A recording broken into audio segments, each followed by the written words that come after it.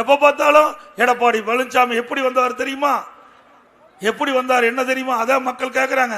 கேட்டா ஊர்ந்துகிட்டு வந்தது பாரு, பறந்துகிட்டு வந்தது பாரு, எப்படியோ வந்துட்டல. என்னை கண்டா பயப்படுறீங்களா? ஒரு கிராமத்துக்காரன் கண்டா பயப்படுறியா இல்லையா? பயம் வந்துடுதுல. சட்டமன்றத்தில் பேசுறாரு ஸ்டாலின், திடீர்னு எந்திரிச்சார். நான் எதிர்கட்சி வரிசையில் வந்திருக்கிறேன், அவர் ஆளுங்கட்சி வந்தார். ஏதாவது பேசுவாருன்னு கேட்டா, நீங்க எப்படிங்க பாரதிய ஜனதா கட்சியோட கூட்டணி நிற்பீங்க? நீங்க எப்படிங்க திடீர்னு பாரதிய ஜனதா கட்சியோட கூட்டு வச்சுட்டீங்க? நீங்க தான் ஒட்டும் உறவும் இல்லைன்னு சொன்னீங்க, 2031 வரைக்கும் கூட்டணி இல்லைன்னு சொன்னீங்க, இப்ப ஏங்க வச்சுட்டு.